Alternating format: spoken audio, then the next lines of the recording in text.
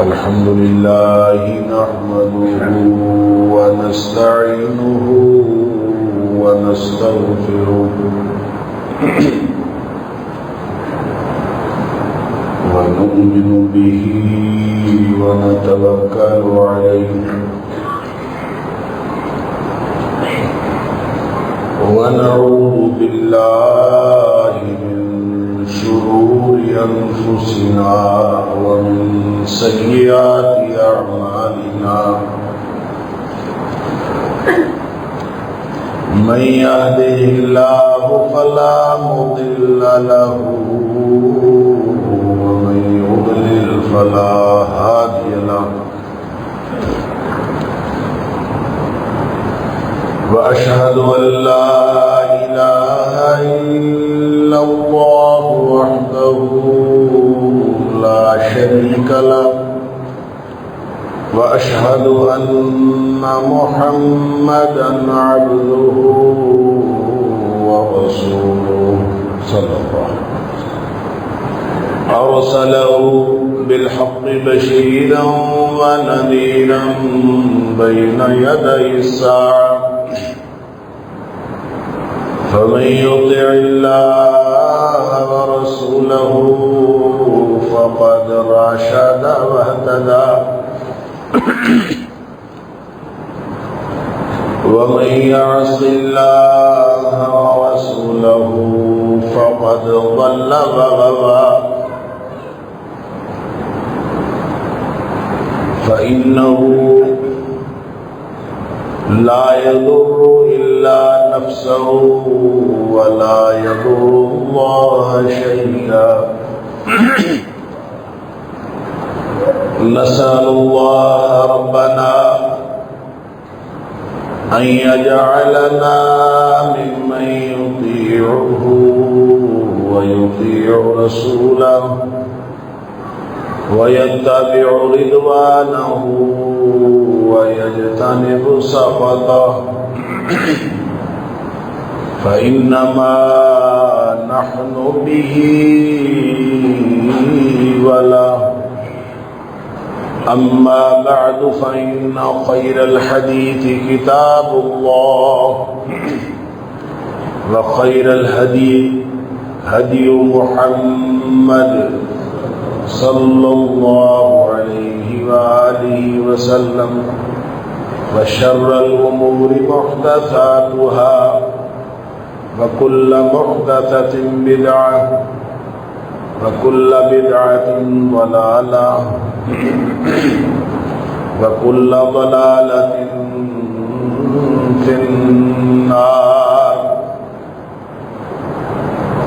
فأعوذ بالله السميع العليم من الشيطان الرجيم من همزه ونفخه ونفثه بسم الله الرحمن الرحيم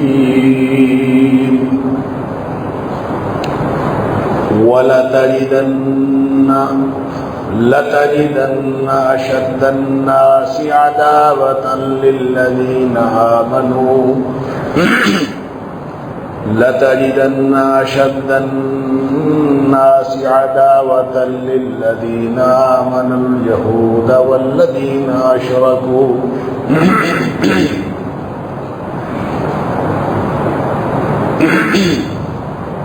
یقیناً تو پائے گا دشمنی میں لوگوں میں سے سب سے زیادہ سخت اہل ایمان کے لیے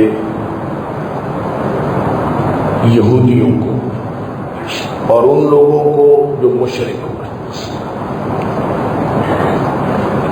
صدق اللہ العظیم. اللہ کریم نے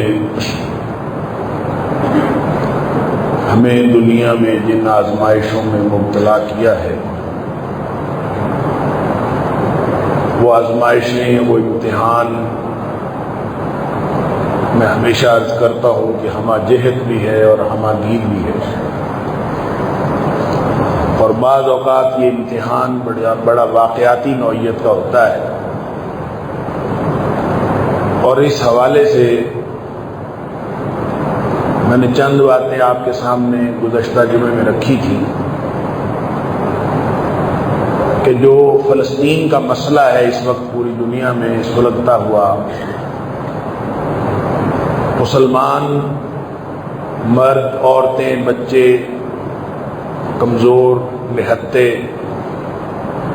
ان کے اوپر مسلسل ظلم ڈھایا جا رہا ہے، اور تقریباً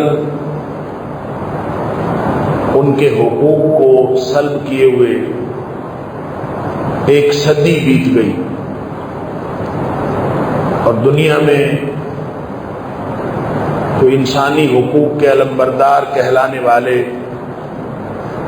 کوئی بھی ان کے ساتھ کھڑا نہیں ہے، بلکہ المیہ یہ ہے کہ جو وقت کی سپر پاور ہے، جو اپنے آپ کو انسانیت کا علمبردار کہتے ہیں، وہ ظلم ڈھانے والوں کے ساتھ کھڑے ہیں، اور وہ ان کی امداد کرنے کے لیے وہاں پہنچے ہیں، نہ یہ کہ وہ مظلوموں کی مدد کریں، وہ ظالموں کی مدد کرنے کے لیے وہاں کھڑے ہیں۔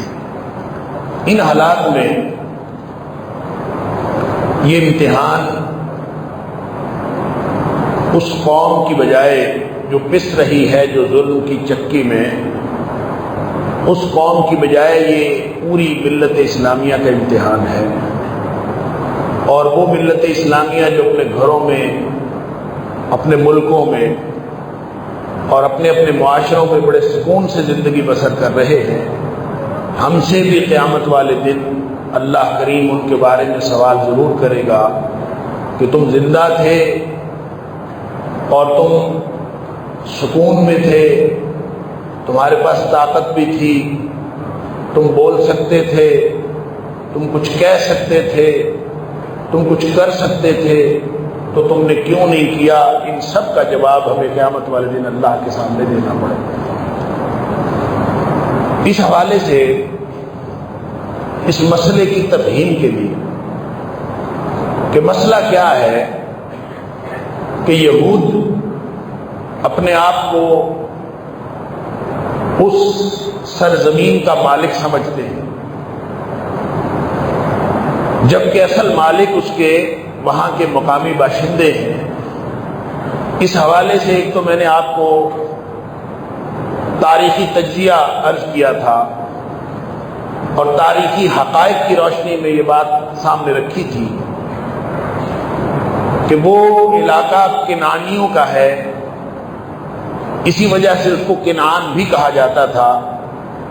4,500-5 ہزار سال سے لے کر آج تک وہاں کی مقامی آبادی جو نبی اکرم صلی اللہ علیہ وسلم کے تشریف لانے کے بعد مسلمان ہو گئے، اور ان کی رشتہ داریاں ہوئیں کنعانیوں کی وہاں پہ بحیرہ روم کے، جس کو میڈیٹرینین سی کہتے ہیں، اس کے مشرقی کنارے پر جو فلسطین کے ساتھ لگتا ہے، اس کنارے پر جو قبیلے آباد تھے وہ فلسطی کہلاتے تھے، تو ان قبائل کے ساتھ ان کی رشتہ داریاں ہوئیں۔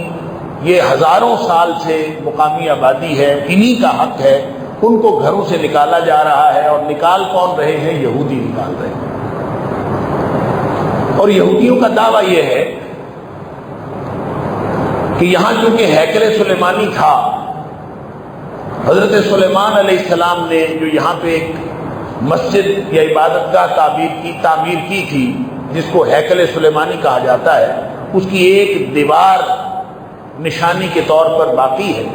اسی دیوار کے اوپر یہودی جاتے ہیں اور جا کے رو رو کے اور ٹکرے مار مار کے عبادت کرتے ہیں، اس کو دیوار گریہ بھی کہا جاتا ہے۔ وہ ہیکل سلیمانی کی بچی ہوئی دیوار ہے، اور ان کا لے دے کے جو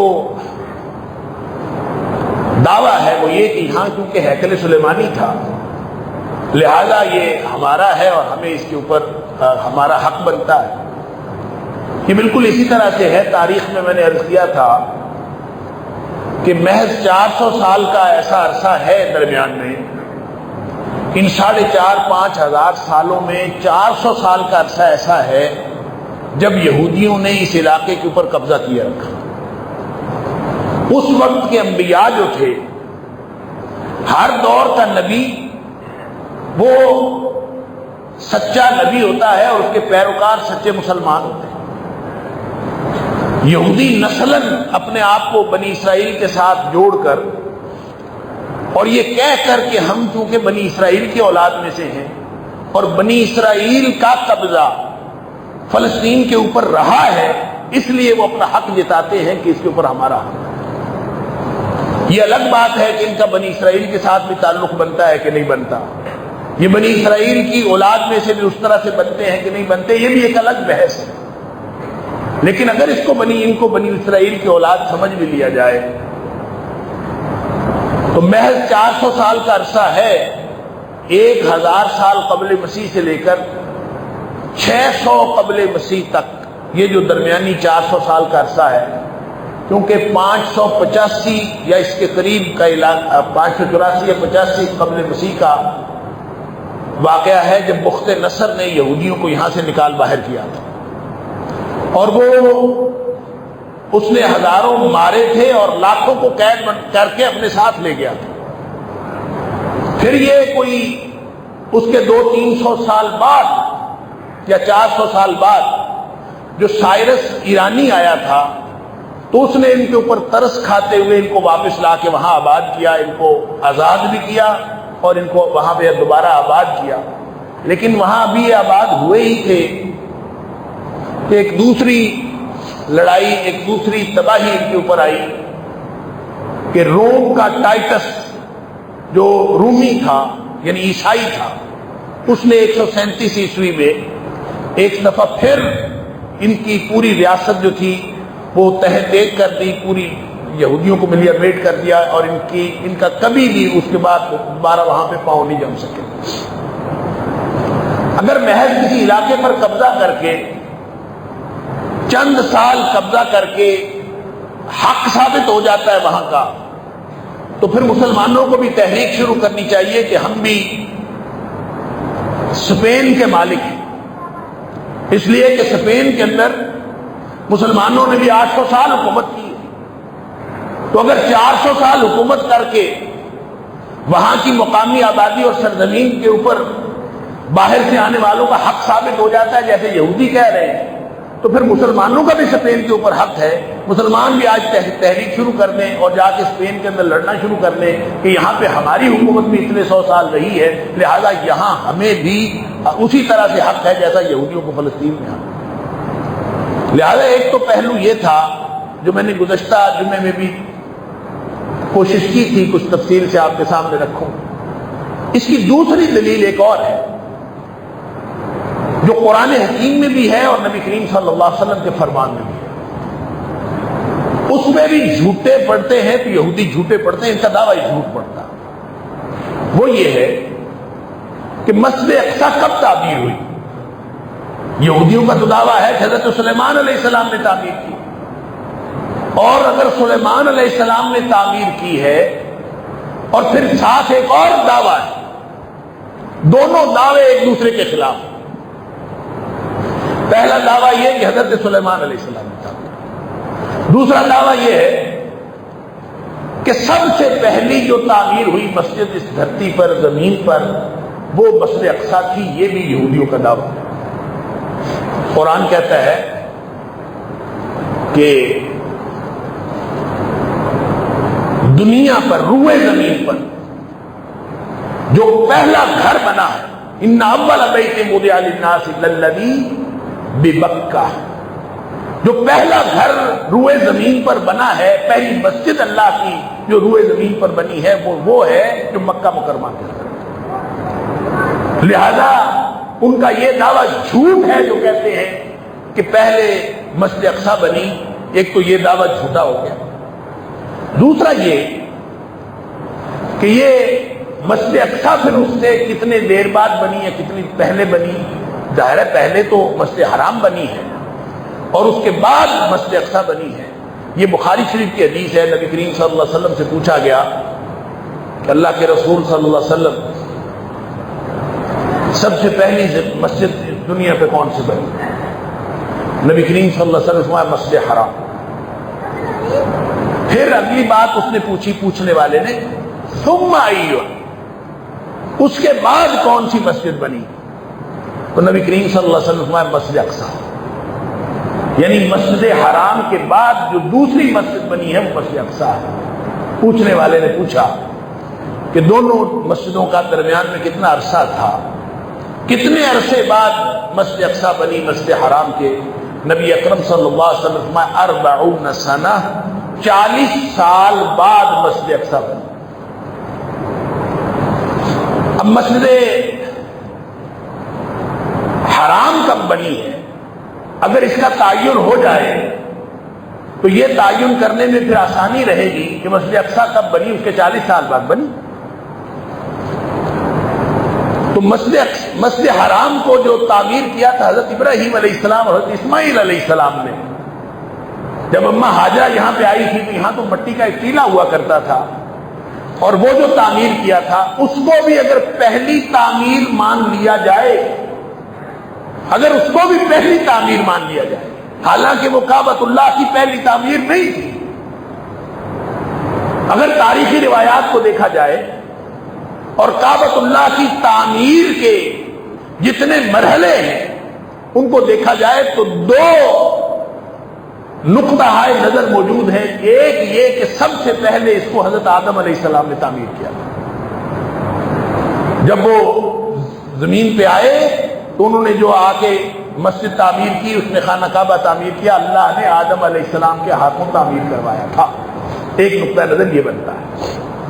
دوسرا نقطہ نظر یہ ہے کہ آدم علیہ السلام نے تعمیر تو کیا تھا لیکن وہ بھی پہلی تعمیر نہیں تھی، وہ مسجد حرام کی دوسری تعمیر تھی۔ اصل تعمیر جو کعبۃ اللہ کی تھی وہ فرشتوں نے کی تھی اور آدم علیہ السلام سے بھی پہلے کی تھی۔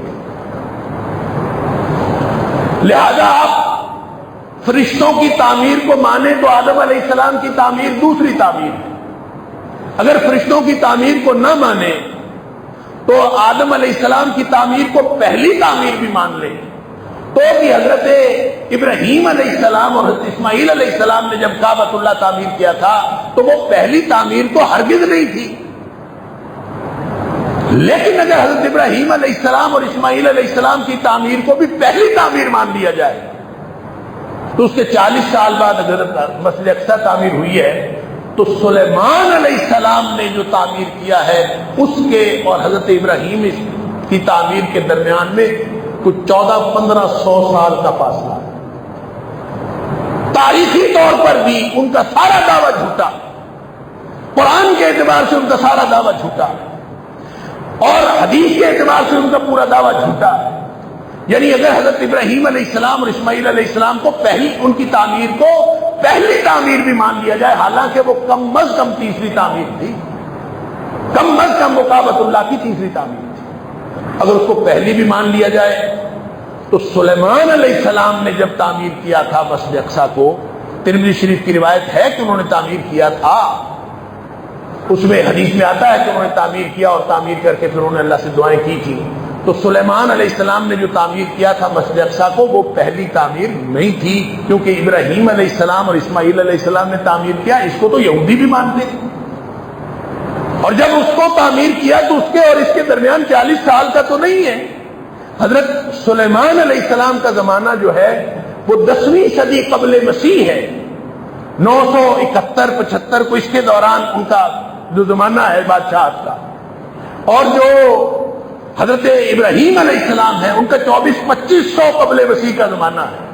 تو اس اعتبار سے ان کا یہ دعویٰ بھی جھوٹا ہے، اور ظاہر ہے مسجد اقصی جب نبی پاک صلی اللہ علیہ وسلم نے فرما دیا کہ ان کے درمیان میں 40 سال کا عرصہ ہے تو وہ 40 سال کا حساب لگایا جائے تو مسجد اقصی اس سے بہت پہلے کہیں تعمیر ہو چکی تھی، اور ہیکل سلیمانی کی تعمیر کوئی مسجد اقصی کی تعمیر نہیں تھی۔ لہذا یہ ان کا وہ تو ایک مسجد اقصی کی تعمیر جو حضرت سلیمان علیہ السلام نے کی وہ اسی طرح کی تھی جس طرح سے بعد میں تعمیر ہوتی آئی، اور آج تک کہتے ہیں کہ کعبۃ اللہ کی جو تعمیر ہے وہ کم و بیش 10 یا 11 مرتبہ ہو چکی ہے۔ تو تعمیر نو کرنے کا مطلب اس کو پہلی دفعہ تعمیر کرنا تو نہیں ہوتا، لہذا نہ حضرت سلیمان علیہ السلام نے جو تعمیر کی تھی وہ پہلی دفعہ تھی، اور نہ ہی حضرت سلیمان علیہ السلام کی تعمیر کی وجہ سے یہودیوں کا وہاں پہ حق ثابت ہوتا ہے، لہذا وہ تاریخی طور پر جس اعتبار سے بھی جس حوالے سے بھی اس کا جائزہ لیں وہ اپنے دعوے میں جھوٹے ہیں۔ لیکن کیا کیجئے کہ یہ قوم ہے ہی جھوٹی. ان کی جو اللہ کریم نے قرآن میں اور نبی پاک صلی اللہ علیہ وسلم نے اپنے فرامین میں ان کی جو نشانیاں بتائی ہیں، اللہ، یہ ہے ہی جھوٹی قوم، پرلے درجے کے جھوٹ، سماعون للکذب، پرلے درجے کے جھوٹ کے رسیا ہے. اللہ پر جھوٹے اتنے منہ پہ بدل جاتے ہیں.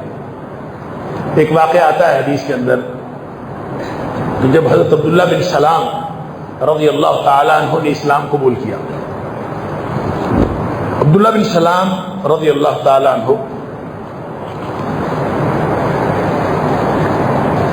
وہ پہلے یہودی تھے، تورات کے عالم تھے. اللہ تعالیٰ نے نصیب اچھے کیے، ایمان قبول کیا، اور جب ایمان قبول کیا تو انہوں نے نبی کریم صلی اللہ علیہ وسلم کو یہ بات بتائی کہ ہماری جو قوم ہے نا، یہودی قوم، یہ بڑی جھوٹی قوم ہے. یہ کون بتا رہا ہے؟ عبداللہ بن سلام رضی اللہ تعالیٰ عنہ، جو ابھی نئے نئے مسلمان ہوئے، ابھی یہودیوں کو پتہ نہیں چلا کہ یہ مسلمان ہو گئے. وہ بتا رہے ہیں اپنی قوم کے بارے میں نبی کریم صلی اللہ علیہ وسلم کو کہ ہماری قوم بہت ہی جھوٹی قوم ہے اور مکار قوم ہے، لہذا آپ میرا اسلام ان کو بتانے سے پہلے ان سے میرے بارے میں رائے لیں، کیونکہ جب ان کو پتہ چلے گا نا کہ میں نے اسلام قبول کر لیا ہے تو یہ میرے بارے میں طرح طرح کی کہانیاں آپ کو بتائیں گے. تو میرا اسلام قبول کرنا، یہ خبر ان کو دینے سے پہلے ان سے میرے بارے میں رائے لیں. نبی کریم صلی اللہ علیہ وسلم نے ان کو بلا لیا، یہودیوں کو. حضرت عبداللہ کو آپ نے کہیں ادھر ادھر کر دیا، ادھر ہی کہیں چھپے ہوئے تھے، وہ بھی سن رہے تھے. تو نبی کریم صلی اللہ علیہ وسلم نے ان سے پوچھا کہ عبداللہ کے بارے میں تمہارا کیا خیال ہے، عبداللہ بن سلام کے بارے میں تمہارا کیا خیال؟ تو سارے بیک زبان ہو کے بولے، عالمنا وابن عالمنا وَأَخْيَرُنَا وَابْنُ أَخْيَرِنَا، کہ وہ تو اتنا اچھا آدمی ہے، ہمارے علماء میں سے سب سے بڑا عالم ہے، اور علماء کی اولاد میں سے ہے، خود بھی عالم ہے، علماء کی اولاد میں سے ہے. اخیرنا، ہم سب سے بہت اچھا ہے، وابن اخیرنا، اور ہم میں سے اچھوں کی اولاد میں سے ہے. وہ اس سے اچھا تو ہمارے درمیان میں کوئی ہے ہی نہیں. یہ حضرت عبداللہ بن سلام رضی اللہ تعالیٰ کے بارے میں انہوں نے رائے دی، کیونکہ ان کو پتہ نہیں تھا کہ وہ مسلمان ہو چکے. اسی وقت نبی کریم صلی اللہ علیہ وسلم نے حضرت عبداللہ کو بلا لیا. وہ آئے، انہوں نے ان کے سامنے اشہد ان لا الہ الا اللہ وحدہ لا شریک لہ واشہد ان محمدا عبدہ ورسولہ صلی اللہ علیہ وسلم کلمہ پڑھ لیا. وہ حیران ہو گئے. حیران ہو کے پھر کہتے ہیں شرنا وابن شرنا، وہی کھڑے ہوئے، پاؤں پہ بدل گئے اور کہتے ہیں یہ تو بدترین آدمی ہے ہمارے قوم میں سے، وابن شرنا، بدترین لوگوں کی اولاد میں سے ہے. انا للہ و انا الیہ. اور حدیث کے الفاظ ہے وَبَقَعُوا فِيهِ، بس پھر اس کے بعد انہوں نے گالیاں بکنا شروع کر دی اور اس طرح کی بد کلامی شروع کر دی، اور حضرت عبداللہ بن سلام کے بارے میں بری بری باتیں کرنی شروع کر دی. ایسے چند لمحے پہلے وہ کچھ اور کہہ رہے تھے، اور چند لمحے بعد یہ اس طرح کی جھوٹی اور مکار قوم ہے. اور قرآن کہتا ہے سماعون للکذب.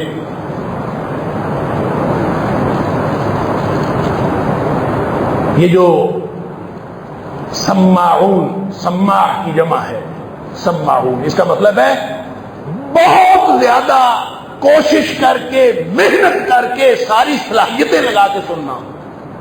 ایک ہوتا ہے سماع، اور اس کا یعنی سامع یسمع، سننا. اس کا اسم الفاعل بنتا ہے سامع، جو سن رہا ہوتا.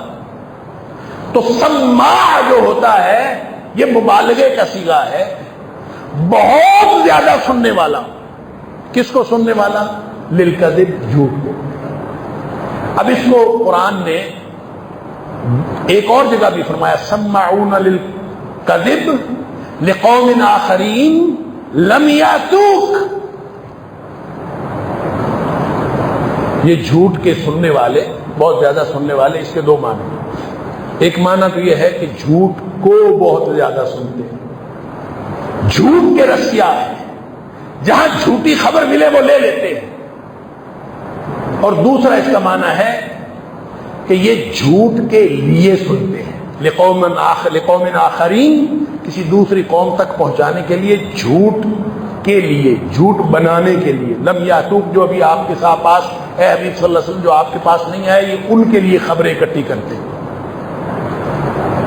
دنیا سے خبریں اکٹھی کرنا اور اکٹھی کر کے ان کو جھوٹ بنانا اور جھوٹ بنا کے پھر لوگوں کے سامنے پیش کرنا، قرآن نے یہ فرمایا کہ یہ ان کا ہمیشہ سے ان کی فطرت اور ان کے کرتوت ہی ہے۔ سماعون للکذب، اس کی تفصیل میں عرض کرتا ہوں۔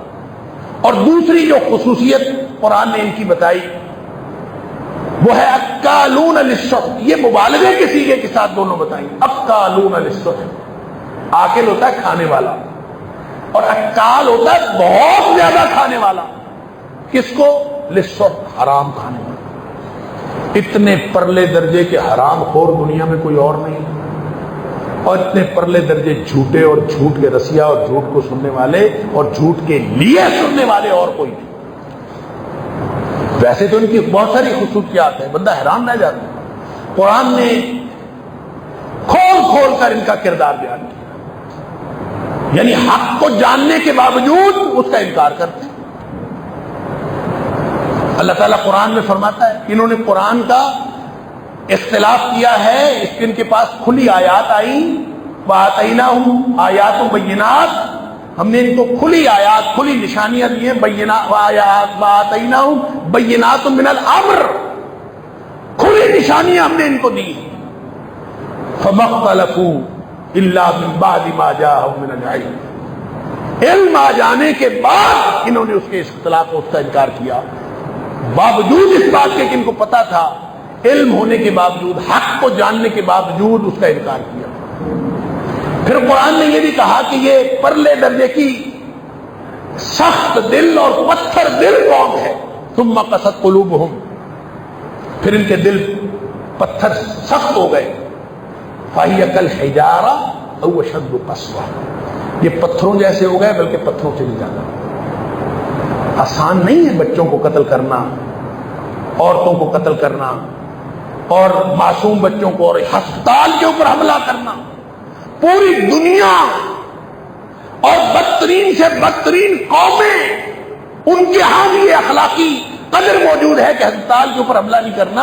دنیا کائنات کے کسی جنگی قانون میں بھی ہسپتال کے اوپر حملہ کرنا یہ حرام ہے، یہ منع ہے، لیکن یہ ایسی بدترین قوم ہے کہ ہسپتال کے اوپر، مریضوں کے اوپر، اور جو میڈیکل کا عملہ ہے ان کے اوپر بھی بمباری کرتے ہوئے ان کو کچھ بھی نہیں ہوتا۔ ایسی کوئی پتھر دل قوم، علی ھذا القیاس، جدی پرلے درجے کے، سود خور پرلے درجے کے، اپنے آپ کو اچھا کہنے والے، نحن ابناء اللہ واحباؤہ، ہم سب سے اچھے ہیں، باقی ساری انسانیت اس کو یہ کیڑے مکوڑے سمجھتے ہیں کہ ہم اچھے ہیں۔ نحن ابناء اللہ واحباؤہ، ہم اللہ کے بیٹے ہیں، اللہ کے چہیتے ہیں، بس ہم جو یہودی ہوا، جو اس نسل سے ہوا، وہ تو چہیتا ہے، باقی ساری سب کو یہ گوئم کہتے ہیں، امیین کہتے ہیں، کہ باقی سارے تو غیر انسانی مخلوق ہے، ان کے ساتھ جو مرضی کر دیا جائے کوئی فرق نہیں پڑتا۔ یہ اس قوم کی شناخت۔ بات اللہ کی ہو تو اکڑ جاتے ہیں، بات اللہ کے رسول صلی اللہ علیہ وسلم کی ہو یا اللہ کے رسولوں کی ہو تو ان کے آنکھیں پھٹ جاتے ہیں۔ قرآن کہتا ہے فَكُلَّمَا جَاءَكُمْ رَسُولٌ بِمَا لَا تَهْوَىٰ أَنفُسُكُمْ، جب بھی کبھی کوئی رسول آیا تمہارے پاس، تمہارا کردار تو یہ ہے، جب بھی کوئی رسول آیا، اکیلے کو نبی پاک صلی اللہ علیہ وسلم کی بات چھوڑی، جب بھی کوئی رسول آیا، بِمَا لَا تَهْوَىٰ أَنفُسُكُمْ، ایسا حکم ہو جو تمہارا دل نہیں چاہتا، تمہاری خواہش کے خلاف ہوا، استکبرتم، تم اکڑ گئے، اللہ کے حکموں کے خلاف اکڑ گئے، نبیوں کے حکموں کے خلاف اکڑ گئے، قتل کر ڈالا نبیوں کو، اللہ اکبر، کہ وَفَرِيقًا تَقْتُلُونَ وَتَأْسِرُونَ فَرِيقًا، کچھ نبیوں کو قید کر لیا، کچھ نبیوں کو قتل کر ڈالا اور نبیوں کے ساتھ برے حال کیے۔ پھر اگر کوئی امت میں سے کوئی مسلح اٹھا، کوئی کسی نے اٹھ کے اصلاح کرنے کی کوشش کی تو ان کو مار ڈالا۔ اللہ اکبر. یوں یہ ایسی قوم جو ہمیشہ سے اللہ کی بھی نافرمان، اللہ کے رسولوں کی نافرمان، پرلے درجے کی حرام خور، سود کا نظام پوری دنیا میں دو قوموں کا پیدا کیا ہوا ہے، دو قوموں کا رائج کیا ہوا ہے. سب سے اولین قوم یہودیوں کی قوم ہے جنہوں نے پوری دنیا میں سود کا نظام رائج کیا. نبی پاک صلی اللہ علیہ وسلم کے دور میں بھی سب سے بڑا جو سودی نظام تھا وہ یہودیوں کا تھا. یا یہودیوں کا یہ پسندیدہ نظام ہے سودی، یا پھر ہندو کا یہ پورا یہ نظام ہے، وگرنہ یہ باقی قوموں کے اندر تو بعد میں آیا. یہ دونوں اقوام اللہ کے دشمن اور اپنا نظام صرف اپنے پیٹ کی خاطر اور اپنا فائدہ حاصل کرنے کے لیے پوری دنیا کو تحقیق کر دینے والے اور کسی کی زندگی تک کی پرواہ نہ کرنے والے، یہ ایسی قوم ہے. اللہ اکبر. سوال یہ پیدا ہوتا ہے ایسی قوم کو تو تباہ و برباد ہو جانا چاہیے تھا. ہم تو قرآن میں پڑھتے ہیں کہ اس طرح کا کردار رکھنے والی قومیں، وہ چاہے قوم عاد تھی، چاہے قوم سمود تھی، چاہے قوم نوح تھی، چاہے قوم لوط تھی، چاہے قوم شعیب تھی، وہ تو سارے کے سارے تباہ و برباد کر دیے گئے، ان میں سے کوئی نہیں بچا. ان کے اوپر تباہیاں آئی ہیں. بخت نصر تباہی بن کے ٹوٹا، ٹائٹس رومی تباہی بن کے ٹوٹا، شلم نصر نے اس سے پہلے شمالی ریاست ان کی 786 میں تباہ و برباد کی. یہ تباہیاں ہوتی رہی. بعد میں یہ جو ہٹلر نے جو ان کے ساتھ کیا وہ بھی ہوا، لیکن پھر بھی ان کو باقی اللہ نے رکھا ہوا ہے. اس میں حکمت کیا؟ اللہ کی کوئی حکمت ہے کہ ان کو پھر بھی باقی رکھا ہوا ہے، ان کو ختم نہیں کیا. ختم ہوں گے تو یہ تب ہوں گے، ان کا خاتمہ جب ہوگا تو قرب قیامت کی نشانیوں میں نبی اکرم صلی اللہ علیہ وسلم نے فرمایا آخری جو مارکا ہوگا، آخری مارکا، یہ سارے کے سارے یہودی جو اسرائیل میں ہیں، اور اس کے بعد دوسرے نمبر پر سب سے زیادہ ایران میں، اور یہ سارے یہودی دجال کا دست و بازو بنے، دجال کے ساتھی ہیں یہ. اور دجال کے ساتھ ہو سکتا ہے ان کا رابطہ بھی ہو، واللہ اعلم. جو میں بات کر رہا تھا سماعون للکذب، لمبی تفصیل ہے، میں اختصار کے ساتھ عرض کر دیتا ہوں. دنیا سے خبریں اکٹھی کرنا، انفارمیشن کلیکٹ کرنا. آج پوری دنیا میں جو انفارمیشن ٹیکنالوجی کا نظام ہے، جو یہ انٹرنیٹ کا نظام ہے، جو یہ موبائل فون کا نظام ہے، یہ لوگوں کی لوکیشن تک اور ہر چیز جو ہے اس کو مانیٹر کرنے کا جو نظام ہے، یہ جاسوسی کا نظام ہی تو ہے. اور ہے کیا؟ یہ ساری انفارمیشن کلیکٹ کرتے ہیں، اس میں اپنا جھوٹ شامل کرتے ہیں، پھر پوری دنیا کے اوپر پھیلاتے ہیں. اس کے علاوہ ان کا کام کیا؟ تمیم داری والی حدیث رضی اللہ تعالیٰ عنہ والی وہ حدیث آپ کے ذہن میں ہوگی کہ جب انہوں نے آ کے نبی کریم صلی اللہ علیہ وسلم کو بتایا کہ ہم ایک مہینہ سفر پر تھے اور ہمیں نہیں پتا کہ کشتی کہاں کہاں، سمندری سفر پر تھے، کشتی کہاں کہاں بھٹکتی رہی، راستہ بھٹک گئے، ایک جزیرے پہ جا کے اترے ایک مہینے بعد، تو وہاں پہ دجال جکڑا ہوا تھا. تو جس شخص نے آ کے ہمارا استقبال کیا وہ انسان نما جانور تھا یا جانور نما انسان تھا، یعنی اس کی جسم کے اوپر اتنے بال تھے کہ اس کی سمجھ نہیں آتی تھی کہ اس کا آگا کدھر ہے اور پیچھا کدھر، اور نہ یہ سمجھ آتی تھی کہ جانور ہے، نہ یہ سمجھ آتی تھی کہ انسان. ہم نے اس سے پوچھا تیرا نام کیا ہے؟ اس نے کہا میرا نام جساسہ. جساسہ کا کیا مطلب ہوتا ہے؟ یہ جاسوسی میں سے مبالغے کا صیغہ ہے جساسہ. اور وہ پھر لے گیا دجال کے پاس. پھر دجال نے ان سے، وہ جکڑا ہوا تھا، اس نے سوالات کی، وہ لمبی بات ہے، لیکن میری جو اس وقت گزارش کرنے کا مطلب ہے وہ یہ کہ جو دجال کے ساتھ انفارمیشن کا نظام منسلک ہے وہ بھی جساسہ کا نظام ہے، وہ بھی جاسوسی کا نظام ہے. اور سماعون للکذب، یہ جو جھوٹ کے لیے انہوں نے ساری دنیا میں بساط بچھائی ہے، یہ بھی ایک جھوٹ کا جاسوسی کا نظام ہے. ہو سکتا ہے اس جاسوسی کے نظام کا ڈائریکٹ رابطہ جو ہے وہ اس جاسوسی کے نظام کے ساتھ ہو تو دجال کے ساتھ منسلک ہے، واللہ اعلم. لیکن ان یہودیوں نے ان کا دجال جب آئے گا، یہ ان کا رابطہ اب ہے کہ نہیں ہے، واللہ اعلم. لیکن دجال جب آئے گا تو اس کے پیروکار اور اس کے ساتھی سب سے زیادہ جو اولین ساتھی ہوں گے وہ یہودی ہوں گے. پھر جا کے آخر پہ مارکا ہوگا، حضرت عیسیٰ علیہ السلام آئیں گے تو نبی کریم صلی اللہ علیہ وسلم نے فرمایا کہ پھر یہودی جو ہے کسی درخت کے پیچھے بھی چھپے گا نا تو درخت آوازیں دے گا کہ میرے پیچھے یہودی چھپا ہے، اے مسلمان تو آ کے اس کو قتل کر لو۔ یعنی ایسی کیا بات ہوگی؟ سوچتے ہیں کہ دنیا میں اتنی بدبخت، اتنی پتھر دل، اتنی ظالم، اتنی سفاک کوئی قوم ہوگی کہ جس نے اتنے مظالم ڈھائے ہوں گے کہ دنیا پہ اس کو پتھر بھی اور جو درخت ہیں وہ بھی، پتھر بھی بول پڑیں گے، کسی پتھر کے پیچھے چھپے گا تو وہ بھی بول پڑیں گے کہ ہمارے پیچھے یہودی چھپا ہوا ہے۔ گویا ان کی سفاکیاں، ان کا ظلم اس انتہا کا ہوگا کہ ان کے پیچھے ان کو پتھر بھی پناہ نہیں دیں گے، اور یہ ہم دیکھ رہے ہیں اپنی آنکھوں سے ان کی سفاکیوں اور ان کی مظالم کی داستان۔ لیکن ان کو باقی کیوں رکھا ہے یہ تو اللہ کو پتا ہے۔ امتحان مسلمانوں کے ہمارے امتحان کے لیے باقی رکھا ہے کہ جب جب یہ جہاں جہاں پہ ہے مسلمانوں کے خلاف نبی اکرم صلی اللہ علیہ وسلم کے دور سے لے کر آج تک جتنی سازشیں ہوئی ہیں ان کے پیچھے کوئی نہ کوئی یہودی ہی ہوگا۔ جتنی فکری اور عملی سازشیں ہوئی ہیں آپ اس کو پروب کرتے جائیں، ریسرچ کرتے جائیں، پیچھے کوئی نہ کوئی یہودی نظر آئے۔ حضرت موسیٰ علیہ السلام کو تنگ کرنے والے یہودی، حضرت عیسیٰ علیہ السلام کو اپنی تعین قتل کر دینے والے، انا قتلنا المسیح عیسی ابن مریم، کہتے تھے ہم نے قتل کر دیا عیسیٰ علیہ السلام کو۔ اللہ فرماتا ہے بکواس کرتے ہو، ما قتلوہ ما صلبوہ، نہ انہوں نے قتل کیا، نہ انہوں نے ان کو صلیب دی، وہ تو اللہ نے ان کو بچا لیا۔ وہ جس کو انہوں نے قتل کیا تھا وہ تو کوئی ہم شکل تھا، اس کو قتل کر کے خوش ہوتے پھرتے تھے، اللہ نے آسمان پہ اٹھا لیا۔ یہ تو کہتے تھے کہ عیسیٰ علیہ السلام کو قتل کر دیا، یہ ان کا سلوک تھا حضرت عیسیٰ علیہ السلام کے ساتھ۔ پھر نبی اکرم صلی اللہ علیہ وسلم کے ساتھ آپ پر جادو کرنے والا لبید بن عاصم یہودی، نبی اکرم صلی اللہ علیہ وسلم کو زہر آلود بکری روز کھلانے والی یہودیہ خاتون، اللہ اکبر۔ نبی کریم صلی اللہ علیہ وسلم کو وہ جو زہر آلود بکری اس نے خیبر کے موقع پر کھلائی تھی۔ اما عائشہ صدیقہ رضی اللہ تعالیٰ عنہ فرماتی ہیں کہ مرض الموت میں بھی نبی اکرم صلی اللہ علیہ وسلم نے فرمایا کہ وہ جو یہودی خاتون نے مجھے زہر آلود بکری کھلائی تھی نا، میں اس کی تکلیف آج بھی اپنے اندر محسوس کرتا ہوں۔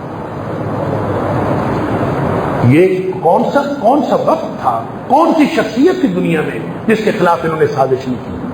لہذا یہ جو چھوڑے گئے ہیں زندہ، اور یہ حضرت عیسیٰ علیہ السلام کے دور تک یہ زندہ رہیں گے، یہ امتحان میرا اور آپ کا ہے، ہم سب کا ہے کہ ہم اس دنیا میں کس طرح سے ان کے ساتھ مقابلہ کریں۔ وہ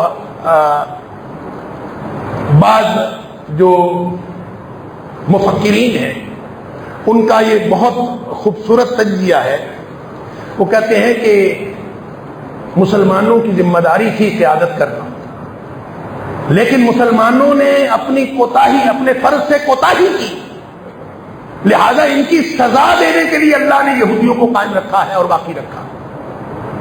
کہتے ہیں کہ گاؤں میں جس کو چودھری نے جوتے پڑوانے ہوتے ہیں نا، اور سب سے زیادہ جس کو رسوائی کے ساتھ جوتے مروانے ہوتے ہیں، گاؤں کے چوڑے سے کہتا ہے کہ اس کو جوتے مارو، اور جو چوڑا اور مسلی ہوتا ہے، جو بدترین، جو کم ترین اور کمی ترین آدمی ہوتا ہے، اس کو کہتا ہے ڈیرے میں اس کو چودھری، اس کو جو اپنے آپ کو چودھری کہتا ہے، ملک کہلاتا ہے، چودھری کہلاتا ہے، اس کو جوتے مارو تاکہ جوتے تو مارنا ہے، اس کی رسوائی ہو۔ تو شاید یہ یہودیوں کی بدترین قوم اللہ نے ہمیں جوتے مارنے کے لیے رکھی۔ اگر مسلمان اپنے آپ کو اپنی اقتدار 58 اسلامی ملکوں میں تقسیم ہے، ہر ایک کو اپنی اپنی پڑی ہوئی ہے، کسی کو کسی کا خیال نہیں ہے۔ وہ کوئی بولتا ہے ہم فلسطینیوں کی اخلاقی مدد جاری رکھیں گے، کوئی کہتا ہے اصولی مدد جاری رکھیں گے، اور بدبختوں ان کو اصولی اور اخلاقی مدد کی ضرورت نہیں ہے۔ لڑائی ہو رہی ہے، وہ لڑ رہے ہیں، وہ حالت جنگ میں ہے، ان کو ضرورت ہے تو جنگ اور لڑائی کی ضرورت ہے۔ تم جا کے ان کے ساتھ کندھے سے کندھا ملا کے لڑو۔ اگر 58 اسلامی ملکوں میں سے کسی میں غیرت ہے تو جا کے ان کے ساتھ مل کے لڑے اور ان یہودیوں کا مقابلہ کرے، وگرنہ اللہ کو دینے کے لیے جواب تیار کر رکھے۔ میں ہمیشہ یہ بات کرتا ہوں، میں اور آپ ہم انفرادی طور پر نہیں لڑ سکتے، ہم بے بس ہیں۔ ذمہ داری ملک کے سپہ سالار کی ہے ذمہ داری ملک کے حکمرانوں کی ہے. ہم صرف ان کو جھنجھوڑ سکتے ہیں کہ آپ جا کے لڑو. لڑائی کے علاوہ کوئی راستہ نہیں ہے. اخلاقی مدد میں کر سکتا ہوں, اخلاقی مدد آپ کر سکتے ہیں, ہم تقریریں کر سکتے ہیں, ہم گفتگو کر سکتے ہیں. آپ کو اللہ نے طاقت دی ہے, آپ ان کے ساتھ جا کے مل کے کھڑے ہو کے ان کا مقابلہ کریں. اللہ نے آپ کی ذمہ داری یہ لگا. اللہ تعالیٰ مجھے اور آپ کو, ہم سب کو اس امتحان میں بھی, اس آزمائش میں بھی کامیاب ہونے کی توفیق عطا فرمائے.